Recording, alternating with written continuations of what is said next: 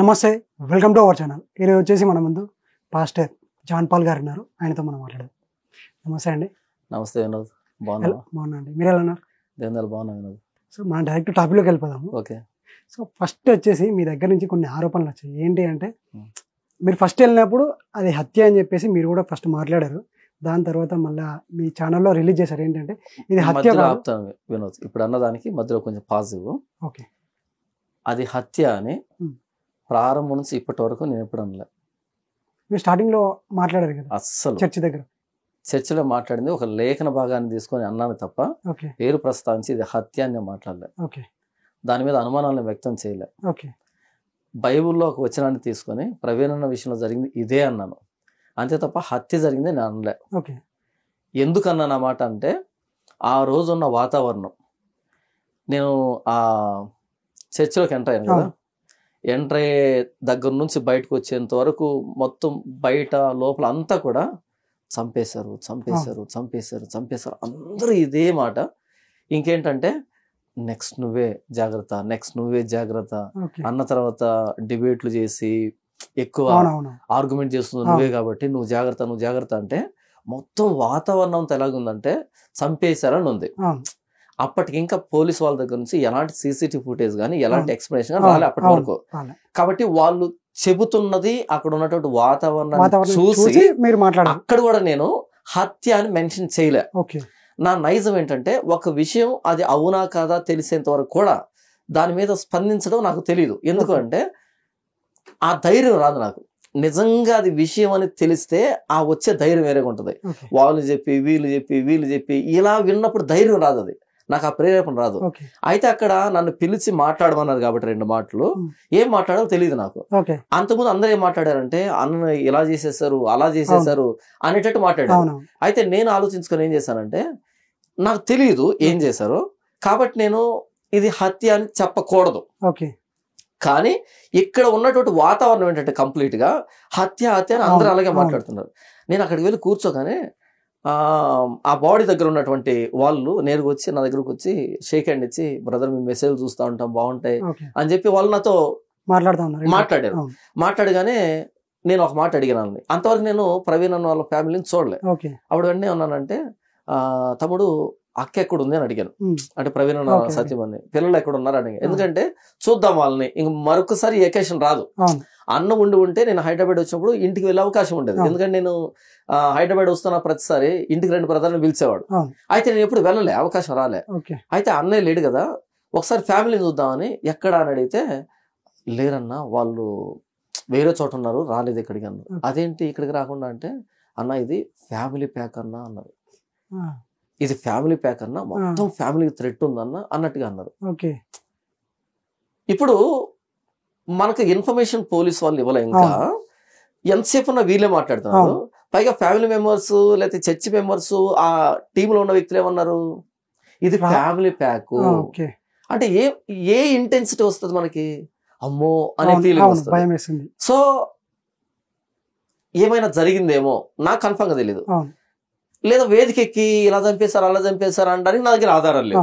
కాబట్టి నేనేం చేశానంటే బైబుల్లో ఉన్నటువంటి హతసాక్షి మరణానికి సంబంధించిన లేఖన భాగాన్ని తీసుకొని దాన్ని నేను చదివి వినిపించి ప్రవీణ్ అన్న విషయంలో జరిగింది ఇదే, కానీ అన్న విషయంలో ఇలా మాట్లాడాల్సి వస్తుందని, ఇలాంటి రోజు వస్తుందని నేను అస్సలు అనుకోలేదు అని చెప్పి నేను దిగాను అంతే.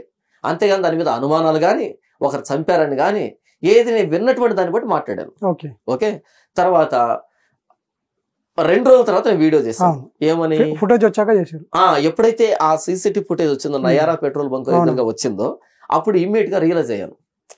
అది చూసిన అరే ఆయనే స్కిడ్ అయి పడిపోయాడు, ఇందులో హత్య ఎక్కడుంది ఎక్కడ ఉంది అని 1కి 20 సార్లు చూశాను. చూసి నా ఫ్రెండ్ కాల్ చేశాను, ఇది 100కి 100 యాక్సిడెంట్ ఇదంటే. అప్పుడు ఆ వ్యక్తికి ఉన్నటువంటి అనుమానాలన్నీ అడిగాడు. అడిగే ప్రతిదాన్ని నేను క్లారిఫై చేశాను. మరి బండి ఎందుకు ఎలా పడింది, అది ఎందుకు ఎలా అన్ని చెప్పాను, ఎక్స్ప్లెయిన్ చేశాను. కానీ పబ్లిక్ లో మాట్లాడలే, ఎందుకంటే ఇంకా సెన్సిటివ్గా ఉందని. అయితే ఆ రోజు రాత్రి అది సాయంకాలం వచ్చింది, అది మరుసటి రోజు ఉదయానికి చాలా గందరగోళం జరుగుతుంది. అప్పుడు అనిపించింది అరే నాకు ఒక విషయం తెలిసినప్పుడు, సమాజం గందరగోళం ఉన్నప్పుడు దాన్ని నివృత్తి చేయాల్సిన బాధ్యత నా మీద ఉంది. నాకు ఒక విషయం అర్థమైంది, జనాలకు అర్థం కాలే. దీన్ని బట్టి గందరగోళ వాతావరణం ఉంది, నాకు తెలిసిందని సమాజానికి చెప్పాలి అనే కోణంలో నేను వీడియో చేశాను. ఇది జరిగింది. ఇప్పుడు నేను అక్కడ హత్య అంటే దీన్ని యాక్సిడెంట్ అంటే పరువు పోయేది ఎవరికి? నాకే కదా. సో ఆ రోజు ఉన్న ఇన్ఫర్మేషన్ బట్టి నేను అది మాట్లాడాను, తర్వాత వచ్చిన ఎవిడెన్స్ ని బట్టి ఇది మాట్లాడాను. కాబట్టి మాట మార్చలే, అక్కడ ఉన్న ఎన్విరాన్మెంట్ మాట్లాడేశారు. ఎన్వైరన్మెంట్ అది కూడా నేను హత్య అని చెప్పాలి, అనుమానం అని చెప్పలేదు. ఇది జరిగిన విషయం. మీరు ఏమన్నారంటే మొదట మీరు హత్య అన్నారు కదా, హత్య అనలేదు అనే దానికి ఇంత ఎక్స్ప్లెనేషన్ ఇచ్చాను. ఓకే, మీరు కంటిన్యూ కావచ్చు. సో అది హత్య కాదని చెప్పేసి మీరు మాట్లాడి అన్నారు, వీడియో పెట్టేసి అది యాక్సిడెంట్ అని చెప్పేసి మీరు అన్నారు కదా. ఇంకొక విషయం ఏంటంటే వాళ్ళు ప్యాంట్స్ రేజ్ చేస్తుంది, బండి మీద ఎలా పడుతుంది, ఇంకోటి స్పెట్స్ అండ్ మాస్క్ పక్కన ఎలా పెడతారు, బాడీ మీద ఫుట్ ప్రింట్ ఎలా ఉంటది. సో ఇవన్నిటిని ఆయన గమనించలేదా? ఇవన్నీ ఆయనకు తెలియదా? ఈ పాయింట్స్ కూడా రేజ్ చేసాం కదా, వినవలేదా? సో వినబడకుండా ఇవన్నీ ఏం తెలియకుండా చూడకుండా తెలుసుకోకుండా డైరెక్ట్ తాగి మరణించాడు అని చెప్పేసి ఏ విధంగా మాట్లాడతాడు అని చెప్పేసి అన్నారు. అంటే నిజంగా మీకు ఆ పాయింట్స్ వినబడలేదు కనబడలేదు అంటారా, ఏమంటారు? ఓకే, ఫస్ట్ ఆఫ్ ఆల్ అవి నాకు పాయింట్స్ లాగా అనిపించలేదు. ఓకే, సిల్లీ పాయింట్స్ లాగా అనిపించాయి. ఓకే, చాలా సిల్లీ పాయింట్స్ అనిపించేవి. ఎలాగో చెప్తాను, వీళ్ళు చాలా ప్రశ్నలు అడిగారు, నన్ను క్వశ్చన్ చేస్తున్నారు, మరి దీనికేంది దీనికేంది అని అడుగుతున్నారు. అయితే వాళ్ళు అడిగిన ఒక్క ప్రశ్నకి 2 ఆన్సర్లు చెప్పగలిగిన క్లారిటీ నా దగ్గర ఉంది. ఈ క్లారిటీ ఎలా వచ్చింది? ఓన్లీ పోలీసులు విడుదల చేసినటువంటి CCTV ఫుటేజ్ చూసే, అంతే. వాళ్ళు అడిగిన ప్రశ్నకి 2 విధాలుగా క్లారిటీ ఇచ్చేంత క్లారిటీ ఉంది నా దగ్గర. అయితే నేను ఎందుకు వాటి గురించి మాట్లాడలేదంటే అది నా పని కాదు, అది డిపార్ట్మెంట్ పని. ఇప్పుడు నేను ఎక్స్ప్లెయిన్ చేయడం స్టార్ట్ చేశాను అనుకో, వీళ్ళు రెచ్చిపోయారు అనుకో, ఇప్పుడు లా అండ్ ఆర్డర్ కంట్రోల్ తప్పి నువ్వు ఎవరు అసలు ఎక్స్ప్లెయిన్ చేయడానికి, నీకేమైనా మేము అప్పగించామా అని అన్నారు అనుకోండి, అప్పుడు నా మీద పాయింట్ వస్తుంది. అందుకని నేను వాటిని గురించి మాట్లాడలేదు. అయితే ఇప్పుడు పోలీసు వాళ్ళు ప్రెస్ రిపోర్ట్ రిలీజ్ చేసి అందులో చెప్పారు కాబట్టి, ఇప్పుడు ఆల్రెడీ ఐజీ గారు చెప్పారు కాబట్టి, ఇప్పుడు నేను దాని గురించి నా అభిప్రాయం చెప్పొచ్చు. నేను ఎలా అర్థం చేస్తున్నా చెప్తున్నాను. ఓకే, స్పెట్స్ మాస్క్ ఎందుకు పక్కన ఉన్నాయి, ఎవరో తీసి పెట్టినట్టుగా ఉన్నాయి. ఫస్ట్ మాస్క్ కింద ఉంది, స్పెట్స్ దాని మీద. ఓకే, మాస్క్ స్పెట్స్ ఎవరో పెట్టినట్టుగా ఉన్నాయి, ఎవరో పెట్టారు అందుకే పెట్టినట్టు ఉన్నాయి. ఎందుకు పెట్టారు, ఎప్పుడు పెట్టారు? ఆయన యాక్సిడెంట్ లో పడ్డాడు, ఆయన మీద బండి పడింది. తర్వాత అక్కడ యాక్సిడెంట్ జరిగిందని స్పాట్ లోకి వచ్చిన తర్వాత ఆ పర్సన్ ఎవరు ఏంటని తెలియాలంటే ఫస్ట్ బండి లేవనెత్తాలా, బండి లేవనెత్తాలి.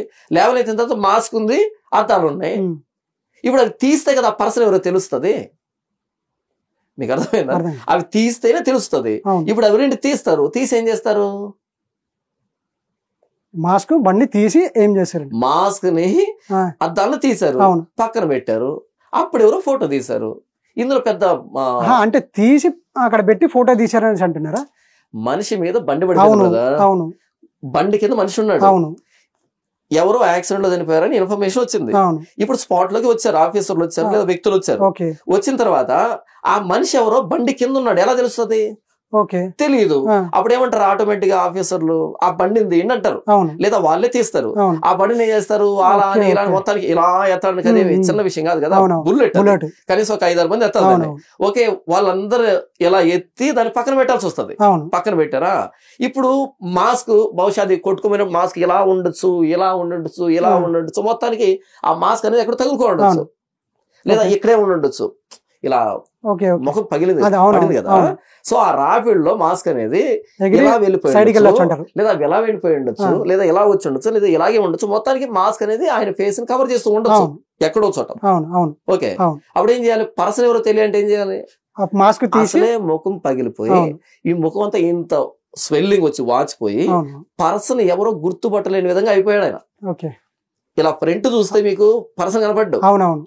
తెలిసిన వాళ్ళకి మాత్రమే సైడ్ ఇలా ఈ ఫోర్ హెడ్ గానీ ఇది గాని చూసినప్పుడు తెలిసిన వాళ్ళకి మాత్రం ఆ కటింగ్ చూసి ఓకే పర్సన్ ఫలానా అని గుర్తుపడతారు తప్ప ఇలా చూసినప్పుడు ఎవరో తెలిసిన వాళ్ళు కూడా గుర్తుపట్టలేరు. సో మాస్క్ నేను తీయాలి అక్కడి నుంచి. నెక్స్ట్ అద్దాలు ఉన్నాయి, మరి అద్దాలు ఎక్కడున్నాయి, మరి ఇక్కడ ఉన్నాయో ఇక్కడ తెలియదు కదా, అద్దాలు కూడా తీయాలి. 2 తీసి పక్కన పెట్టారు, మిగతా డీటెయిల్స్ వాళ్ళు చూస్తున్నారు.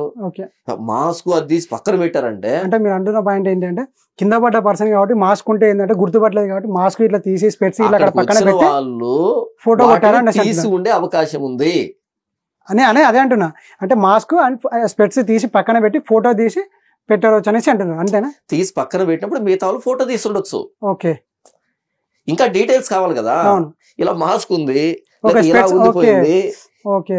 ఇప్పుడు Specs ఉన్నాయి. మాస్క్ తీయకపోతే పర్సన్ ఎవరో తెలియదు కదా. అవునవును. సో ఆ స్పెట్స్ మరి ఎక్కడున్నాయో తెలియదు కదా. ఉమ్, ఎవరో తీసా పక్కన పెట్టారు ఆయన బిలాంగింగ్స్. ఉమ్, ఇందులో ఏమంత పెద్ద రహస్యం దాగి ఉండదు నాకు తెలియగడుతాను. ఇకపోతే బండి ఎందుకు మీద పడింది? అవును. అది నేషనల్ హైవే. ఉమ్, హైవే అంటే కొంచెం ఎత్తు ఉంటది కదా. అవును, అవును, ఒక 10 అడుగులు పల్ల ప్రాంతం ఉంటది, డౌన్ ఉంటది. అది అవును, అది కింద ఎలా ఉంటది, కాలు లాగా అవును, అర్ధ చంద్రకారం అవును, ఉంది. అది ఇలా బండి వచ్చి కొట్టుకున్న తర్వాత దానికి మనిషి కింద పడతాడు ఫస్ట్, వెయిట్ తక్కువ కాబట్టి.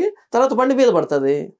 ఉమ్, నేను సైకిల్ నేర్చుకున్నప్పుడు 10 సార్లు సైకిల్ నుంచి కింద పడ్డానంటే నాకు తెలిసి 9 సార్లు మీద వేసుకుని పడి ఉంటాను నేను. ఓకే. ఏది రోడ్డు మీదనే. ఓకే. ఇక గొంతులో పడితే, ఒక గొంతులో పడినప్పుడు ఓకే, ఓకే. వస్తువు వచ్చి మీద పడేదానికి ఛాన్సెస్ ఎక్కువ ఉంటాయి. ఓకే. ఒక యాక్సిడెంట్ జరిగినప్పుడు ఏది ఎక్కడ పడాలనే దానికి ఏమైనా న్యూటన్ నియమాలు ఉన్నాయా? ఓకే.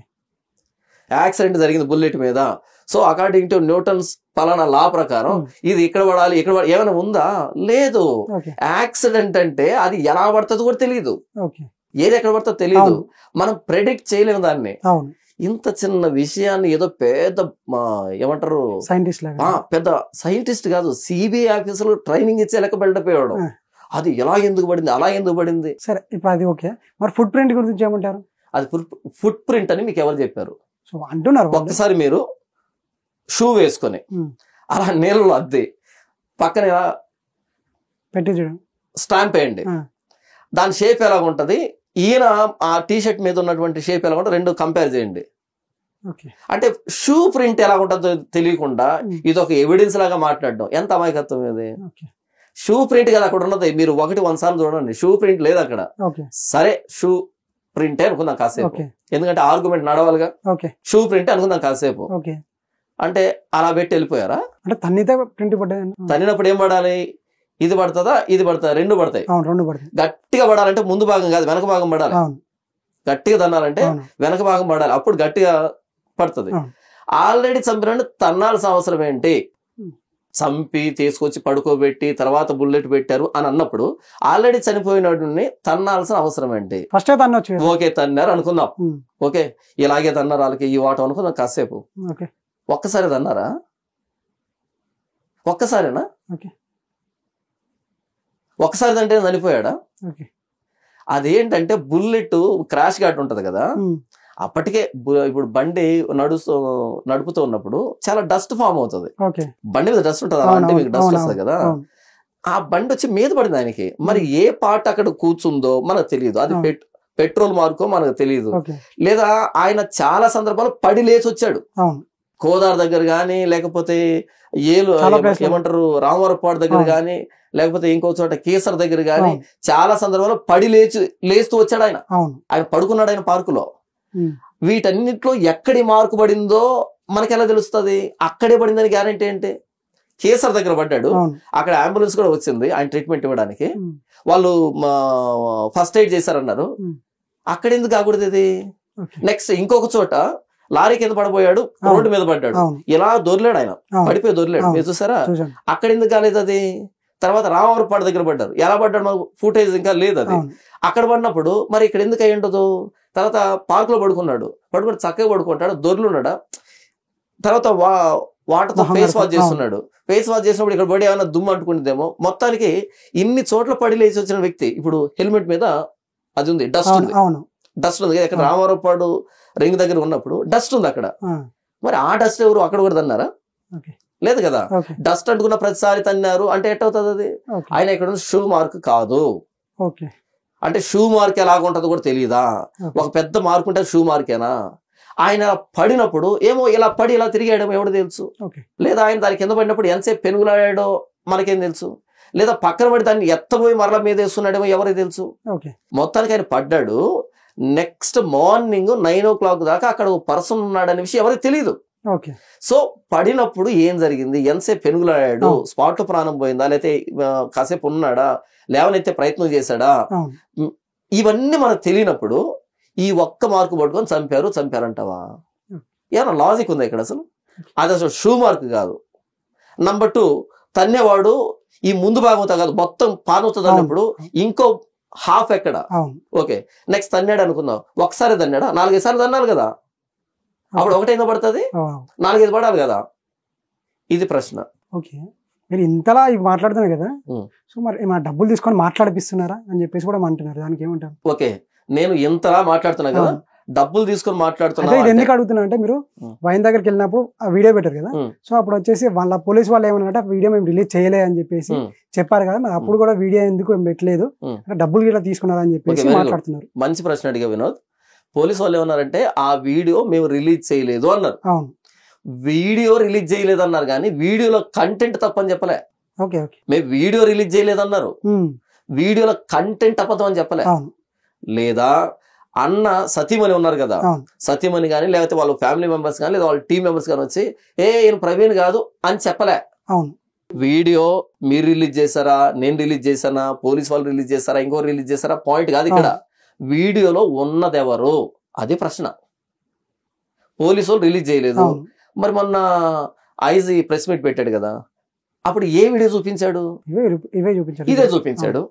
సో ఎవరు రిలీజ్ చేసినా చేయకపోయినా కంటెంట్ అయితే నిజమే కదా కదా. ఇప్పుడు ఆయన 9 గంటలకి, రాత్రి 9 గంటలకి నేను విజయవాడ క్రాస్ అయ్యానని ఫోన్ చేశాడు అని చెప్పాడు ఐజీ గారు కదా. అంటే 9 గంటల వరకు ట్రావెల్ చేస్తుంది ఆయనే కదా. అప్పుడు ఈ సవేరాలో కానీ లేకపోతే ఇంకో దగ్గర కోదాడలో కానీ ఇంకో దగ్గర కానీ ఆయనే కదా ఉన్నది కదా. మరి నేను అదే కదా చెప్పాను, ఎవరు రిలీజ్ చేస్తే అంటే ఉన్నది ఆయన ఫుటేజ్ మాత్రం కంటెంట్ అదేనా చెప్పంటావు వినోద్. ప్రవీణ్ అన్నతో నాకు వ్యక్తిగతమైన సంబంధం ఉంది. ఇక్కడ కూర్చొని ప్రవీణ్ అన్న గురించి ఇలా మాట్లాడాల్సి వస్తుంది నిజంగా నేను కళ్ళ కూడా ఊహించలే. చాలా బాధగా ఉంది. ఒకటి, ఇలా చెబుతున్నప్పుడు ఆయన క్యారెక్టర్ బ్యాడ్ అవుతుంది అని ఒక బాధ, చెప్పకపోతే నా మీద ఆరోపణ పడేశారే అని ఇంకో బాధ, చెప్పకపోతే అబద్ధాల్లోనే అనుమానాల్లోనే క్రైస్తవ సమాజం ఉండిపోతుంది అని ఇంకొక బాధ్యత. ఇలా చెప్పడం ద్వారా రేపు నేను ఎలాంటి పరిస్థితులు ఫేస్ చేయాలన్నది ఇంకొక ఆందోళన. ఇన్నింటి మధ్య నలుగుతూ ఇక్కడ మాట్లాడుతాను నేను. నాకు తెలిసిన విషయాన్ని మీ ముఖంగా క్రైస్తవ సమాజానికి అటు హైందవ సమాజం అందరికీ చెప్తున్నాను. ఇంతవరకు నేను చెప్పిన ఇన్ఫర్మేషన్ అన్నది నేను స్పాట్ లోకి వెళ్ళి చూసి సిబిఐ ఆఫీసర్ లెక్క నేను చెప్పట్లేదు. పోలీసు వాళ్ళు ఏదైతే సీసీటీవీ ఫుటేజ్ రిలీజ్ చేశారో దాన్ని చూసి మాత్రమే నేను మాట్లాడుతున్నాను. ఇకపోతే మీకు ఎవరైనా డబ్బు ఇచ్చారా, మీకు ఎవరైనా డబ్బు ఇచ్చారా, ఈ విషయాన్ని ఇలా చెప్పడం ద్వారా ఎవరికి లాభం ఉంటది నాకు డబ్బు ఇవ్వడానికి? అంటే దాని ఆ విధంగా కప్పిస్తే ఏమైతే క్రిస్టియన్ మతస్థులు అందరికి కూడా వీళ్ళు తాగుతారు, తాగి ప్రచారం చేస్తారు అని చెప్పేసి అంటారు కదా, దానివల్ల వీళ్ళకి చిన్న చూపు అయిపోతుంది. ఇక్కడ విన్నది ఒక మాట ఏంటంటే, సవేరా లిక్కర్ మార్ట్లో యేసు ప్రభు వెళ్ళి గనక మందు కొనుంటే నేను ఖచ్చితంగా ఫీల్ అవుతా, అయ్యో యేసు ప్రభు ఏంటి మందు కొనేసాడని. అక్కడ ఒక మనిషి, ఆయన పాస్టర్ కావచ్చు, స్వార్థికుడు కావచ్చు, విశ్వాసి కావచ్చు, ఎవరైనా కావచ్చు, రేపు నేనే కావచ్చు, ఓకే, దీనికి క్రైస్తవమైన సంబంధం లేదు. నేను చెడ్డోన్ని అవుతాను, నాకు తాగుడు అలవాటు ఉందని ప్రూవ్ అవుతాను. లేదు రేపు నేను ఒక బెట్టింగ్ లో దొరికాను అనుకో, బెట్టింగ్ స్కామ్ లో దొరికాను అనుకో, దాని అర్థం ఏంటంటే పాస్టర్లు అంతా బెట్టింగ్ ఆడతారని కాదు దాని అర్థం. ఇప్పుడు అదే అయిపోతుంది. వేడిలో వాళ్ళు వీళ్ళు అరవచ్చు, ఆ వేడిలో వాళ్ళు వీళ్ళు రెచ్చగొట్టేటట్టుగా పాస్టర్లు అనొచ్చు, కానీ అంటున్న వ్యక్తి కూడా ఒక మనస్సాక్షి ఉంటది. వీడు ఆడిన దానికి మొత్తం పాస్టర్లు ఎందుకంటావు ఒకటి ఉంటది. ఆ వేడిలో ర్యాగింగ్ చేస్తారు. ఎందుకు చేస్తారు? ఆల్రెడీ ముందు వీళ్ళు చేశారు కాబట్టి. మీకు అర్థమైంది? ఇప్పుడు క్రైస్తవులకి హైందవులకి మధ్య సంబంధాలు సరిగ్గా లేవు. వీళ్ళని వాళ్ళని వీళ్ళు, ఇది ఒక సంప్రదాయం అయిపోయింది. ఎందుకంటే వీళ్ళు గూగుల్ పే ఫోన్ పే పెట్టుకున్నారు, వీళ్ళు గూగుల్ పే ఫోన్ పే పెట్టుకున్నారు. పాపం వీళ్ళ బిజినెస్ నడవాలంటే సెన్సేషన్ క్రియేట్ చేయాలి. వీళ్ళు ఇప్పుడు ఉదాహరణకి ఎక్సరే మతం ఉంది, వాళ్ళ గ్రంథాన్ని తీసుకొని 4 శ్లోకాలు చెప్పారనుకో, వీళ్ళని దేకేవాళ్ళు లేడు. లేదు వీళ్ళు బైబుల్ తీసుకొని 4 వాక్యాలు చెప్పారనుకో, వీళ్ళని దేకేవాళ్ళు లేరు. ఇప్పుడు ఏం చేస్తున్నారు? వీడు సెన్సేషన్ క్రియేట్ చేయాలా, వీడు సెన్సేషన్ క్రియేట్ చేయాలా. అలా సెన్సేషన్ క్రియేట్ చేసినప్పుడు యూట్యూబ్ నుంచి డబ్బు వస్తుంది, సమాజంలో సర్క్యులేషన్ ఉంటది. తర్వాత వీళ్ళు పెట్టేటువంటి, ఇప్పుడు నా ధర్మాన్ని రక్షిస్తున్నాను వీడు గూగుల్ పే ఫోన్ పే పెడతాడు, అమ్మో మన ధర్మాన్ని రక్షించేస్తున్నాడని వీళ్ళకి అమౌంట్ పడుతుంది. ఇటు వీడేంటి మన మతోన్మాదులతో పోరాడతాం వీడు పెడతాడు. సో వీడికి డబ్బు, వినండి నేను చెప్పేది, వీడికి డబ్బు పెడుతుంది. సో హైందవులకి క్రైస్తవులకి లేదా మిగిలినటువంటి మతస్థుల మధ్య అంత సఖ్యత లేదు, ఇప్పుడు అంత సామరస్యత లేదు. ఎందుకంటే సోషల్ మీడియా పుణ్యమని, గూగుల్ పే ఫోన్ పే పుణ్యమని ఆన్లైన్ లో అడుగుతున్నటువంటి ఒక జీవనోపాధి కొత్తగా పుట్టినటువంటి కారణం చేత ఈ సామరస్యత పోయింది కదా. అయితే ఇలాంటి వాతావరణం ఉన్న కారణం చేత కొద్ది రోజులు ర్యాగింగ్ చేయొచ్చు, ఈ పాస్టర్లంతా తాగుతారు, ఈ పాస్టర్లంతా తిరుగుతారని అనొచ్చు. కానీ కొద్ది రోజులు పోయిన తర్వాత ఆ రోజు అయితే వేలు రెండు ఉంటారు, కానీ అందరు తాగరే. ఇప్పుడు ఒక పూజారి చేసాను వచ్చింది, న్యూస్ వచ్చింది, అందరు చేస్తారా? చేయరు. ఒక పాస్టర్ ఒక అమ్మాయి వచ్చింది. ఇక్కడ ఏమైతుందంటే మీరు పాస్టర్లు అందరు కొందరు కాదంటారు, కానీ మీరు అవును తాగాడని చెప్పేసి మీరు మాట్లాడుతున్నారు కాబట్టి సో అందరూ అనే వాళ్ళ పాస్టరే ఒప్పుకుంటారు తాగుతారు అనేసి, నిజంగానే వాళ్ళు తాగుతారు అని చెప్పేసి వేరే వాళ్ళకి అర్థమైపోతుంది కదా అని చెప్పేసి వాళ్ళు అంటున్నారు. కాదు, మా బైబిల్ ఏముందంటే మీ మాట అవునంటే అవును, కాదంటే కాదు అని యేసుప్రభు నేర్పించాడు. ఎస్ అంటే ఎస్, నో అంటే నో. దాని కింద ఏది చేర్చకు, ఏది కలపకు, ఏది తీసివేయకు. ఇది నిజం అని తెలిసిందా నిజమే, ఇది అబద్ధం అని తెలిసిందా అబద్ధమే. నేను పాస్టర్ని, అందరూ ఒక దారిలో కొట్టుకొని పోతున్నారండి. నేను కూడా అలా పోతే నేను బైబిల్ ప్రేమించేవాడిని, యేసుప్రభుని గౌరవించేవాడిని కాదు. నేను ఎవరు ఏమనుకున్నా నిజం నిజమే, నిజం నిజమే. సో నాకు అర్థమైన విషయాన్ని ఇది యాక్సిడెంట్ అని చెప్పాను. దీనికి ఎవరో నాకు డబ్బు ఇవ్వాల్సిన అవసరం లేదు. ఒకవేళ ఇది యాక్సిడెంట్ అని చెప్పడానికి నాకు డబ్బు ఇచ్చారు అంటే, ఏది ఇన్ని ఎవిడెన్స్లు ఉన్నా సరే, యాక్సిడెంట్ అనే దానికి ఇన్ని ఎవిడెన్స్లు ఉన్నా సరే అది యాక్సిడెంట్ అని చెప్పడానికి నాకెవరో డబ్బు ఇచ్చారు అంటే, మరి ఏ ఎవిడెన్స్ లేకుండా హత్య అని ఉదయం నుంచి రాత్రి దాకా అరుస్తారు, మీకెవరు ఇచ్చారు? మీరు ఎవరి దగ్గర తీసుకున్నారు? ఎంత తీసుకున్నారు? ఇంకా ఎక్కువ మాట్లాడితే, ఎవరైతే హత్య అని కేకలేస్తున్నారో ఇదే చైర్లో కూర్చొని గట్టి గట్టిగా అరిచినటువంటి అభినయ దర్శన్ ఉన్నాడే, ఆ వ్యక్తి వీడియో ఒక్కసారి ఓపెన్ చేయి, కింద Google Pay, phone pay account number ఉంది. నా ఛానల్లోకి వెళ్ళు, 1600 వీడియోలు ఉంటాయి. రెండవ ఛానల్లోకి వెళ్ళు, నాకు తెలిసి అక్కడ కూడా ఒక 200 పైగా వీడియోలు ఉంటాయి. మొత్తం వెతికి ఎక్కడైనా ఒక్క చోటైనా Google Pay, phone pay account number ఉందేమో చూడు ఒక్కసారి. లేదు కదా? ఇప్పుడు చెప్పు, ఎవడు తీసుకుంటాడు డబ్బు? డబ్బుకి అమ్ముడు పోయేటువంటి మనస్తత్వం ఎలాగుంటది? మీకు అర్థమైందా? కాబట్టి నాకు డబ్బు ఇవ్వండి. మీరు పాత రోజుల్లో సర్కస్ చేసేవాళ్ళు, ఇప్పుడు లేదులే సర్కస్ చేసేవాళ్ళు కదా. సర్కస్ చేసేప్పుడు ఎలా ఉంటదంటే, వీడు రకరకాల విన్యాసాలు చేస్తూ ఉంటాడు.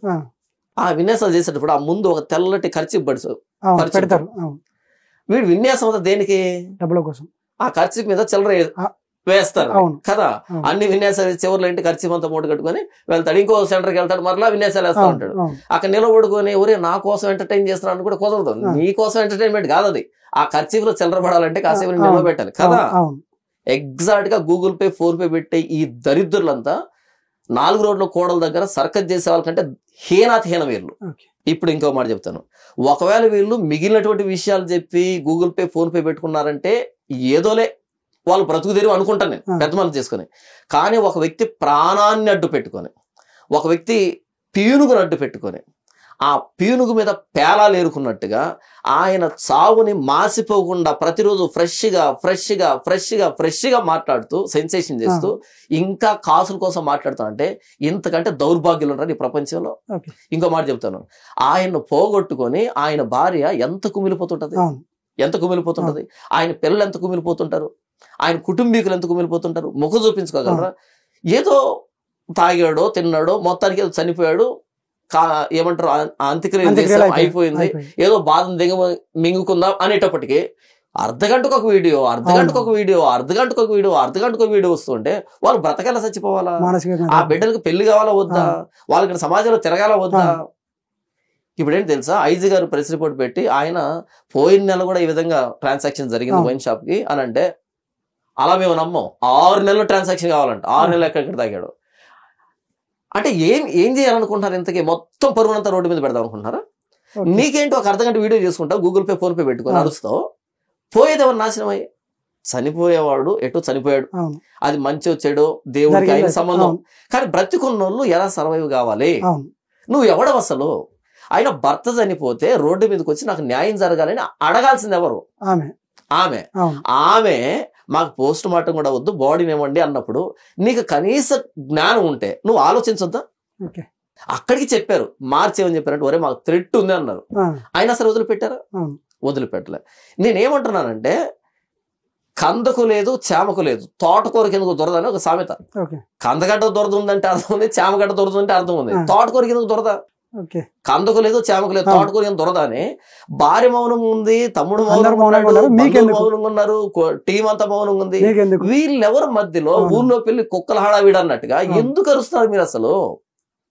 రాత్రి సంతాప సభ పెట్టారు ఇక్కడ అవును. ఖమ్మంలో.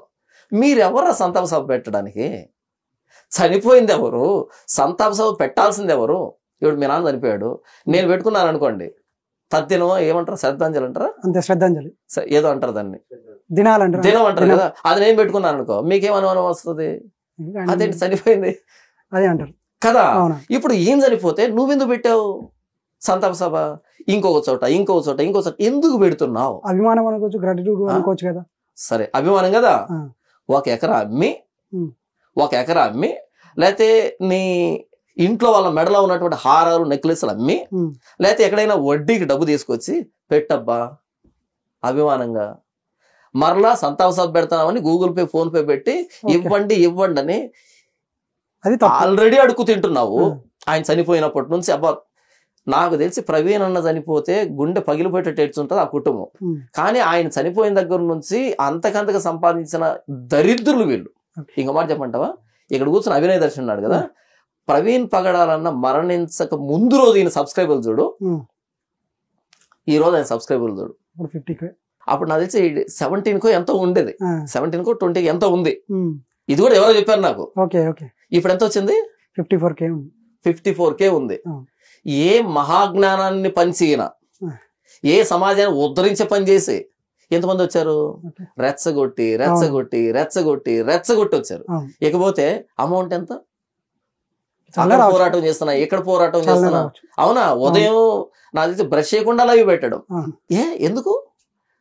దీన్ని అంటారు రాబందు లక్షణం అంటారు. ఇది పీరుగును పీకుతేనే రాబందు లక్షణం అంటారు. ఇది ఎవరికి అర్థం కావట్లే. ఇప్పుడు నన్ను ఎలా చూస్తున్నారంటే విలన్ లాగా చూస్తున్నారు. అవును. ఒరే నాయన, వీళ్ళురా విలన్లు. ఆయన చనిపోతే ఆయన ఏదో కాలం చేసేసాడు, కుటుంబాన్ని ఆయన ఆదరిద్దామని ఏ మాత్రం మానవత్వం లేకుండా ఆయన మరణాన్ని తవ్వి తవ్వి తవ్వి తవ్వి రోజు ఫ్రెష్ చేస్తున్నారబ్బా. రోజుకు ఒక డౌట్ అంటారు, ఇది అంటారు, రోజుకో డౌట్ అంటారు. అక్కడికి పోలీస్ డిపార్ట్మెంట్ ఏముంది, 2 వారాలు టైం ఇచ్చి మీ దగ్గర ఏమైనా ఆధారాలు ఉంటే తీసుకోండి రా అని చెప్పారు. ఎవడైనా ఇచ్చాడా? ఆధారాలు లేవంట. ఏమన్నాయంట? అనుమానాలు. మీరు కడుపుకి అన్నం తింటున్నారా, అనుమానాలు తింటున్నారా? చెప్పు. కడుపుకి అన్నం తింటున్నారా, అనుమానాలు తింటున్నారా? ఆధారాలు ఇవ్వండి అంటే ఒక్క ఆధారం ఇవ్వదు. కానీ యాక్సిడెంట్ సంబంధించిన ఇన్ని ఆధారాలు ఉండే, ఇన్ని ఆధారాలు తప్పంట, వీళ్ళ అనుమానాలు కరెక్ట్ అంట. రోజు మాట్లాడి ఆ కుటుంబం ఎంత క్షోభ అనుభవిస్తుంది. ఉదాహరణకి జాన్ పాల్ అని నేనే తాగి చనిపోయిన అబ్బా, మొత్తం ప్రపంచం అంతా తెలిసిపోయింది. అలా వదిలిపెట్టేశారనుకో, 1 రోజు మాట్లాడుకుంటారు, 2 రోజులు మాట్లాడుకుంటారు, 3 రోజులు మాట్లాడుకుంటారు, తర్వాత ఎవరి పని వాళ్ళది వెళ్ళిపోతారు, ఇక ఉండదు అది. కానీ చెవిటోడుకు కూడా మారు మోగేటట్టుగా రోజు ఇదే పని. ఆయన ఎన్నిసార్లు తాగి పడిపోయినట్టుగా సీసీటీవీ ఫుటేజ్ వచ్చినట్టు కాదు. వీళ్ళు అతి చేస్తే వచ్చాయి. వీళ్ళు అతి చేస్తే వచ్చాయి. మీకు మాట చెప్పంటారు, అక్కడ స్పాట్ లోకి అంట బాడీ ఇంకా అక్కడే ఉంది, స్పాట్ లో ఉంది. అప్పుడు వెంటనే అక్కడికి జనాలు వచ్చారు. జనాలు రాగానే ఎలా చనిపోయి ఉంటాడు అనేటట్టుగా ఒక క్వశ్చన్ రైజ్ అయిందంట. స్పాట్ లో ఉన్నట్టు నా ఫ్రెండ్ చెప్పాడు, తాడేపల్లిగూడెం నుంచి ఒక ఫ్రెండ్ చెప్పాడు నాకు. వెంటనే అక్కడికి వాళ్ళు వచ్చేది, రాజమండ్రిలో ఉన్నారు, వెంటనే అక్కడికి వచ్చేసారు. ఎలా చనిపోయి ఉంటాడు అని అడగగానే అక్కడ ఉన్నట్టు మరి కానిస్టేబుల్ మరి ఎవరో ఒక ఆయన అన్నాడంట, తాగి పడిపోయాడు అన్నాడంట. అనగానే కయ్యమని లేచారంట. దైవజనుడు తాగాడంటావా, దైవజనుడు తాగాడంటావా అని లేచారంట. నాకు వచ్చిన పంచాయతీ దేనికి ఇదంతా అని ఆయన సైలెంట్ అయిపోయాడు. ఒక యాక్సిడెంట్ జరిగినప్పుడు పోలీసులు ఇన్ని చూసుంటారు. రోడ్డు యాక్సిడెంట్లు ఏ సందర్భాల్లో జరుగుతాయి, ఎలా జరిగితే ఏంటి, వాళ్ళు చనిపోయిన విధానం కానీ వాళ్ళ బాడీ ఉన్న విధానం కానీ ఇదంతా ఎన్ని చూస్తుంటారు వాళ్ళు. తాతకు డబ్బు నేర్పించినట్టుగా పోలీసు వాళ్ళకి చూడాలని చెప్పేస్తారు. కాకపోతే ఒక ప్రొసీజర్ ఉంటుంది వాళ్ళకి, కాబట్టి ఆ ప్రొసీజర్ ప్రకారం వెళ్దామని అలా ఉంటారు కదా. నేను మా ఫ్రెండ్ ఒక ఆయన గవర్నమెంట్ డాక్టర్ ఉన్నాడు. ఒక వ్యక్తి చనిపోతే పోస్ట్ మార్టం చేసే డాక్టర్ రాలే, ఆ రోజు రాలే. ఇంతకు ఇది హత్య లేకపోతే ఏంటి అని మాట్లాడుకుంటాం మేము. కానీ ఆ డాక్టర్ అంటున్నాడు, ఇది పోస్ట్ మార్టం చేసేంత వరకు ఉండేది కాదు, ఆ కాంపౌండర్లు చెప్తారంట. బాడీని చూడగానే కాంపౌండర్ ఉంటారు కదా, వాళ్ళు చెప్తారంటే ఇది హత్య, ఇది యాక్సిడెంట్ అని. వాళ్ళు కూడా చాలా చూస్తుంటారు కాబట్టి ఇంకా అంటే రోజు అదే పని. నార్మల్ గా చనిపోతే బాడీ ఎలాగ ఉంటది, సూసైడ్ చేసుకుని చనిపోతే బాడీ ఎలాగ ఉంటది, హత్య చేస్తే బాడీ ఎలాగ ఉంటది, యాక్సిడెంట్ లో బాడీ ఎలాగ ఉంటది, తాగితే ఎలాగుంటది, నీళ్ళలో పడి చనిపోతే ఎలాగుంటది, కాల్చుకుంటే ఎలా ఉంటది, వాళ్ళు అదే పని కదా. కాబట్టి డాక్టర్ దాకా వెళ్లాల్సిన అక్కర్లేదంట, కాంపౌండ్ చూసి అని చెప్తాడు, ఏది అలా చూసి చెప్తాడు అనమాట. అయితే ప్రొసీజర్ ఒకటి ఉంటది, దాన్ని ఫాలో అవుతారు. నేనేం చెప్పానంటే ఫస్ట్ డేనే ఈయన తాగి చనిపోయాడని న్యూస్ వచ్చింది. మన వాళ్ళు అతి చేసి అరిచి ఓవర్ చేశారు. రెండో పాయింట్ చెప్తానండి. అజయ్ భవన్ ఎక్కుతున్నాడా ఫస్ట్ డే ఏమన్నాడు తెలుసా, ఈయన తాగి చనిపోయాడని, ఈయన బాడీలో ఆల్కహాల్ ఉందని కానీ రిపోర్ట్ వస్తే మా సత్తా ఏంటో చూపిస్తామన్నాడు. ఇంకోసారి రిపీట్ చేసుకోమనండి. ఈయన తాగి చనిపోయాడని పోస్ట్ మార్టం రిపోర్ట్ వస్తే మా సత్తా చూపెడతా ఉన్నాడు. అసలు ఆ పాయింట్ ఎందుకు వచ్చింది, తాగాడనే టాపిక్, ఆ పాయింట్ ఎందుకు వచ్చింది అంటే అక్కడ వినపడ్డది కాబట్టి మాట్లాడినట్టు నడిచింది వార్త, అక్కడ చక్కర్లు కొట్టింది వార్త. అవునా, అందరూ అదే కోణంలో ఉండరు, చూసే కోణాలు ఉంటాయి కదా. పోస్ట్ మార్టం రిపోర్ట్ లో తాగి చనిపోయాడని వస్తే మా సత్తా చూపెడతావు, నువ్వు ఎందుకన్నావు అంటే ఫస్ట్ డేనే ఆ సర్కిల్లో తాగి చనిపోయాడనే వార్త చక్కర్లు కొట్టింది. అవునా, పోస్ట్ మార్టం రిపోర్టులో ఏం రావాలో నువ్వు ఎందుకు చెప్తావు, నాకు తెలియగలుగుతాను. పోస్ట్ మార్టం రిపోర్ట్ లో ఏం రావాలో నువ్వు ముందే ఎలా చెప్తావు కదా. కాబట్టి ఏంటంటే ఆయన తాగి చనిపోయాడు అన్నది పోలీసులు చెప్పినటువంటి దాని ప్రకారంగాను, మనకున్న కామన్ సెన్స్ ప్రకారంగా, సీసీటీవీ ఫుటేజ్ ఆధారంగా మొత్తంగా ఆయన తాగి పడి చనిపోయాడు. అది ఆయన వ్యక్తిగతం. ఆయన తాగి చనిపోయాడని మొత్తం క్రైస్తవ పాస్టర్లంతా తాగరు. ఇప్పుడు నేనే తాగను, ఓకేనా. ఒకవేళ నేను తాగినా అది నేను తాగినట్టు అవుతుంది కానీ మొత్తం పాస్టర్లు తాగినట్టేం కాదు. ఈ విధంగా చూడట్లేదు. మరి ఎందుకు చూడట్లేదంటే ఊదారు. అబద్ధానికి అలవాటు పడిన వాడికి నిజం నచ్చదు. అబద్ధానికి అలవాటు పడిపోయారు, నిజం నచ్చదు వీళ్ళకి. అంతెందుకు నైట్ నేను ఒక హోటల్కి వెళ్ళాను తిందామని.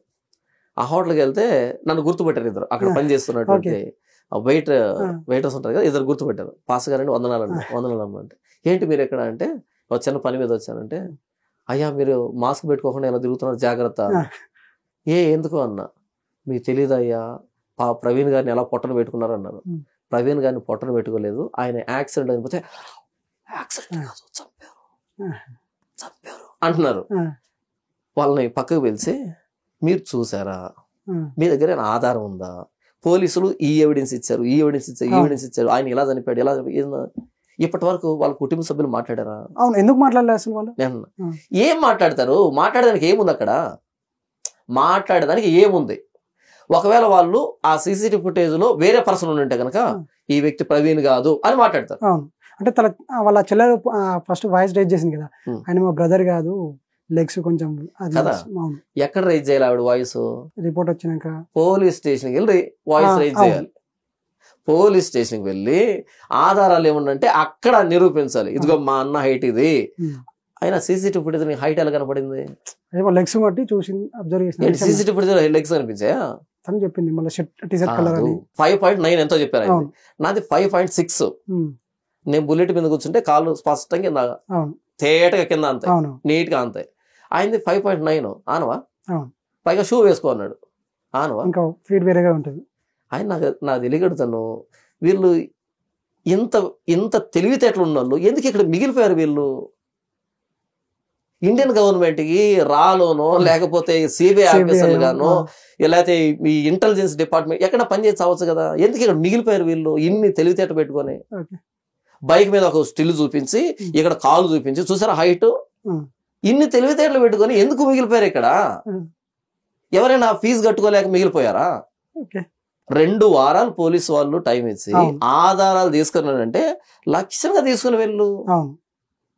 ఏదో ఎవడో కెమెరా పెడితే అక్కడ వాగడం కాదు, అక్కడ మాట్లాడడం కాదు, ఎవరిని మోసం చేద్దామని, ఇంకా ఎంత పరువు తీద్దామని తీసుకుందామని. ఇప్పటికే ఫోన్లు చేసి మీ పాస్టర్లు అంతా ఇంతే అని మాట్లాడుతూ ఉంటే, కామెంటర్లు మీ పాస్టర్లు అంతా ఇంతే అని మాట్లాడుతూ ఉంటే, వీళ్ళు చెప్పేది ఒకటి చేసేది ఒకటి మాట్లాడుతూ ఉంటే ఎవరికి చెప్పుకోరో తెలియక కుమిలిపోతున్నాం. ప్రత్యేకించి నేను ఇప్పుడు వచ్చే ముందు కూడా ఫోను గొడవ, నోటితో పలకలేని మాటలు, అరే మీరు చెప్పేది ఒకటి చేసేది ఒకటి అని. అరే ఇంకా ఎంత పరువు తీసుకుంటారు, ఇంకా ఎంతమంది తెలియజేస్తారు. ఫస్ట్ డే అయిపోయింటే గనక 100 మందిలో 20 మంది తెలిసి అయిపోయి ఉండదు.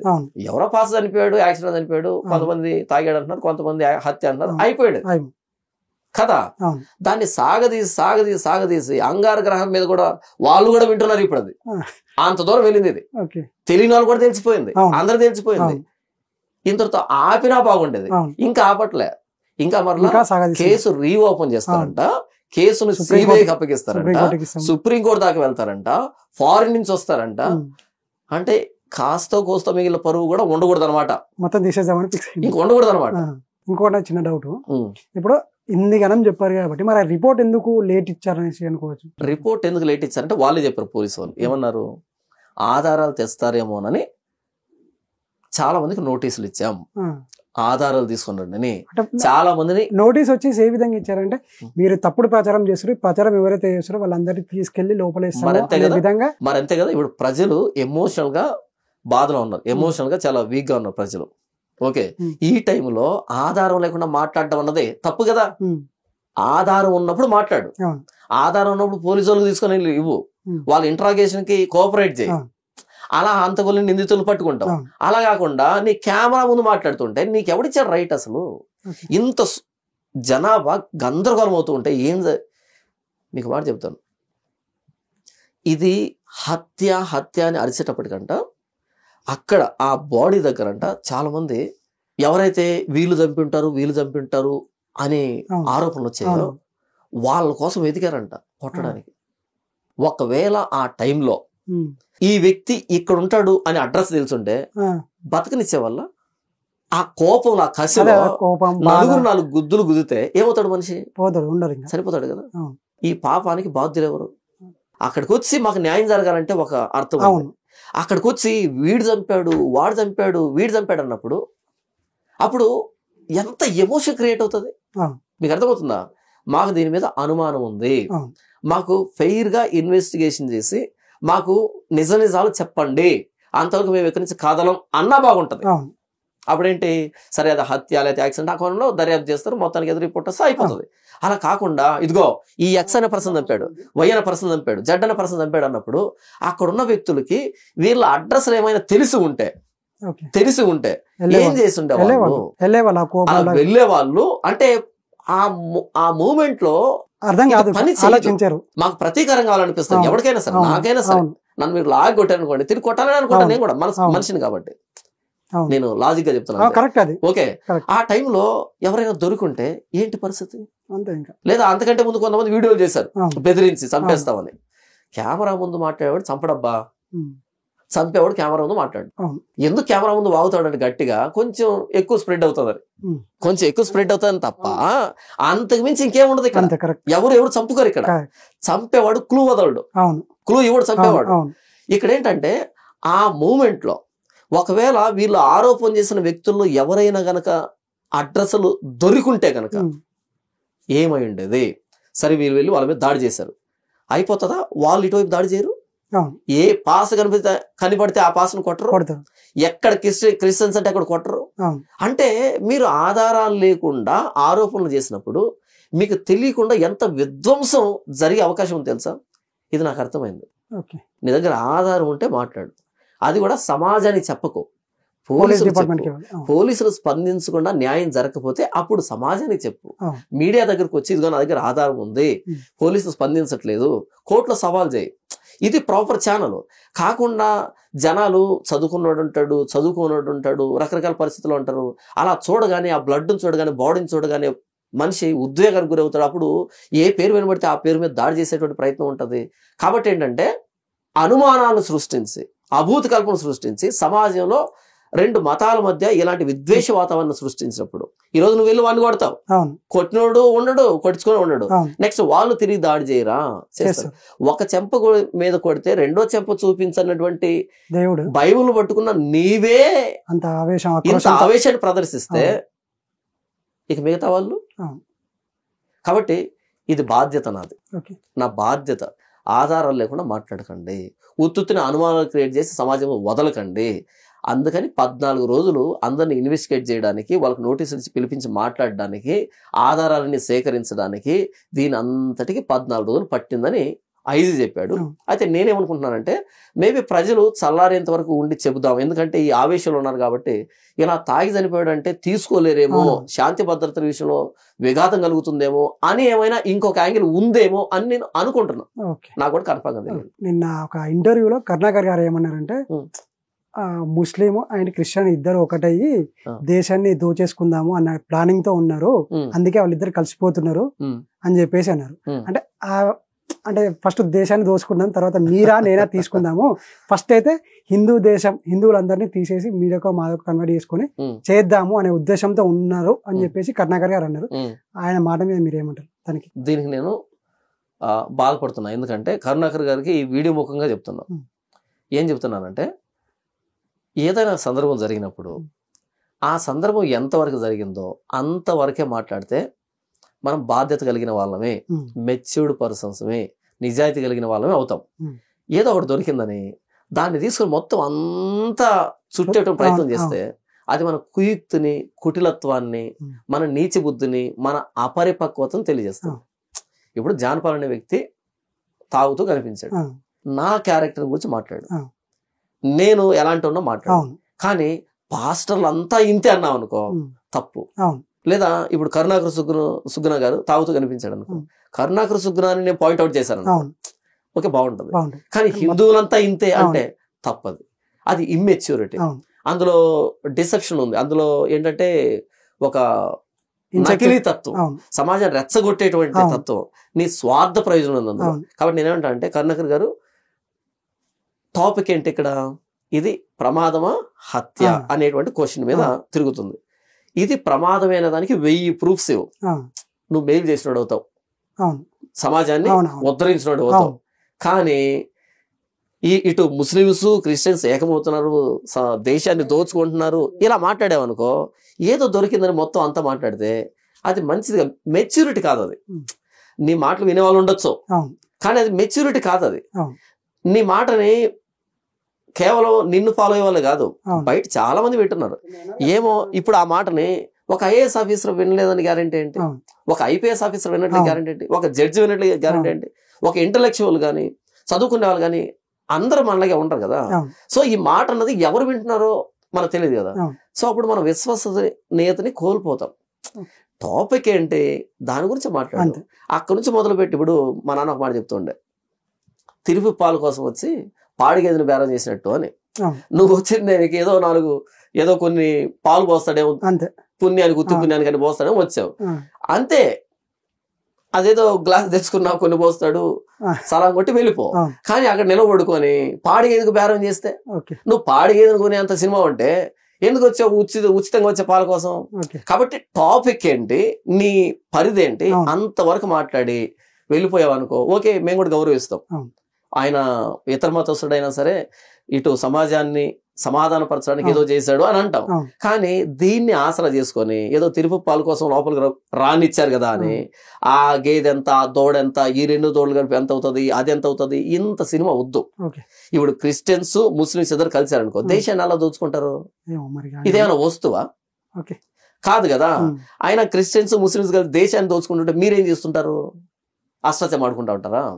ఆయన దేశాన్ని దోచుకోవడం అంటే ఏంటి దాని అర్థం? దేశాన్ని దోచుకోవడం అంటే ఏంటి దాని అర్థం?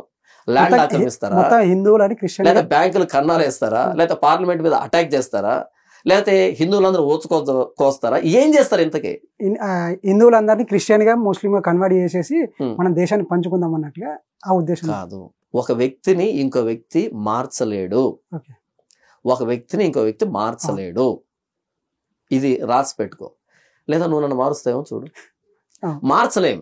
అయితే మీరు చెప్తున్న విషయంలో నాకు ఏదైనా తగిలితే, నాకేదైనా ఇది ఓకే ఇది ఆలోచించదగిందని అర్థమైతే అప్పుడు నేను అటువైపు మొగ్గు చూపుతాను. అంతేగాని మీరు చెప్తే నేను మారేటట్టుగా ఉంటే ఎప్పుడు ప్రపంచంతో మారిపోవాలి. కాబట్టి మత మార్పులు జరుగుతాయన్నది మూర్ఖత్వం. ఇప్పుడు నాకు ఒకటి నమ్మాలనిపిస్తే నమ్ముతాను, మీరెవరు మధ్యలో చాపడానికి? నేను ఎక్స్ నమ్ముతాను, వై నమ్ముతాను, నా ఇష్టం. ఇప్పుడు ఈ బ్లేజర్ ఎందుకు వేసుకున్నాను నేను, నా ఇష్టం అబ్బా. ఈ షర్ట్ ఎందుకు వేసుకున్నా, నా ఇష్టం అంతే. అలాగే నేను ఎవరిని నమ్మాలో నా ఇష్టం, అంతే అంతే. అంతే. దీంట్లో మతం మారేది మారకపోయేది, ఆయన మతం మారితే నీకు వచ్చిన నొప్పి ఏంది, మతం మారితే నీకు వచ్చిన నొప్పి ఏంది. మన భారతదేశాన్ని ఏమంటారంటే భిన్నత్వంలో ఏకత్వం, యునీక్ కంట్రీ మంది. మన దేశం యూనిక్ కంట్రీ, ప్రత్యేకం ఉంది. ఏ విషయంలో ప్రత్యేకత? Unity in diversity. డైవర్సిటీ ఉన్నా సరే అందరం కలిసే ఉంటాం, వివిధ మతాలు ఉన్నా సరే కలిసే ఉంటాం. ఇది ప్రత్యేకమైన విలక్షణమైన లక్షణం మన భారతదేశానికి. ఇప్పుడు మత మార్పిడి జరగలేదు అంటే అప్పుడు నియంత్రిత దేశం అవుతుంది, మిగిలినటువంటి దేశాలాగా అవుతుంది. అంటే భారతదేశ ప్రత్యేకతను పోగొడుతున్నావా? కాబట్టి టాపిక్ ఏంటి, ఎంతవరకు మాట్లాడాలి అంతవరకు మాట్లాడి వదిలిపెట్టి కరుణాకర్ గారు. అంతేగాని దీన్ని తీసుకొని మొత్తం అందరిని బ్లేమ్ చేసే ప్రయత్నం చేస్తే, అందరిని రెచ్చగొట్టే ప్రయత్నం చేస్తే, ఇటువైపు వీళ్ళు హత్య అని రెచ్చగొట్టి ఎలాగైతే భ్రష్టులు అయిపోతున్నారో నువ్వు కూడా భ్రష్టుడు అవుతావు. నీ వాళ్ళు రెచ్చగొట్టు. తప్పిది, మెచ్యూరిటీ కాదు ఇది. నైతిక బాధ్యత కలిగిన వ్యక్తివి అనిపించుకోవు. ఈ వీడియో ముఖ్యంగా చెప్తాను. సో దానివల్ల మీరు రెచ్చగొట్టాలంటే మీ వరకు ఓకే, కానీ అనవసరంగా సమాజంలో ఉన్న అమాయక ప్రజలు కూడా బలైపోతా ఉంటారు. ఇక్కడ ఇంకో మాట నేను యాడ్ చేస్తా వినోద్, ఒక్క నిమిషం యాడ్ చేస్తా వినోద్. చాలా మంది యూట్యూబ్ లో మీమ్స్ కానీ ట్రోల్స్ కానీ షార్ట్స్ కానీ మాట్లాడే వ్యక్తులు ఏం చేస్తున్నారంటే యేసు ప్రభుని తిడుతున్నారు. యేసు ప్రభుని తిడుతూ ఈ అంటే ఇష్టం వచ్చినట్టుగా యేసు ప్రభుని తిడుతున్నారు. అక్కడ ఏం జరిగింది అంతవరకే మాట్లాడండి, అంతవరకే మాట్లాడండి. ఇప్పుడు అది పట్టుకొని యేసు ప్రభుని తిడితే యేసు ప్రభుకి ఏమి మాలిన్యం అంటదు, మీ క్యారెక్టర్ ఏంటో బయటపడుతుంది. యేసు ప్రభుకి మలినం అంటదు, మీ క్యారెక్టర్ బయటపడుతుంది. నేనేమంటున్నానంటే ఇప్పుడు ప్రవీణ్ అన్న మరణించాడు, ఆయన తాగాడో తిన్నాడో ఆయన వ్యక్తిగతం, ఓకే, చనిపోయాడు. ఆయన తిట్టాల్సిన అవసరం లేదు. ఏ కండిషన్ లో తాగాడో మనకు తెలియదు, ఎలాంటి పరిస్థితులు ఆయనకు ఉన్నాయో మనకు తెలియదు. నేను దాన్ని సపోర్ట్ చేయట్లే. కానీ చనిపోయిన వ్యక్తిని నిందించొద్దు, హేళన చేయొద్దు, ఎగతాళి చేయొద్దు. రేపు మనం ఏ స్థితిలో వస్తామో మనకు తెలియదు. మనం బతుకుంటామని చనిపోయిన వ్యక్తిని నోటుకొచ్చిన మాట్లాడడం కాదు, రేపు అంతకంటే హీనమైన స్థితిలో వస్తామేమో మనం. కాబట్టి చనిపోయిన వ్యక్తిని గౌరవిద్దాం, ఆయన తాలూకు కుటుంబాన్ని గౌరవిద్దాం, ఆయన నమ్ముకున్న దేవుణ్ణి గౌరవిద్దాం. ఇలా చేయడం ద్వారా మంచిది కాదని ఏదైనా మెసేజ్ ఉంటే ఇవ్వండి, ఏదైనా సలహా ఉంటే ఇవ్వండి, అంతే తప్ప తిట్టేటువంటి బూతులు మాట్లాడే పని చేసి మీ క్యారెక్టర్ని కోల్పోవద్దు. ఇది మంచి పని కాదు. ఇది నేను ఇచ్చేటువంటి సలహా.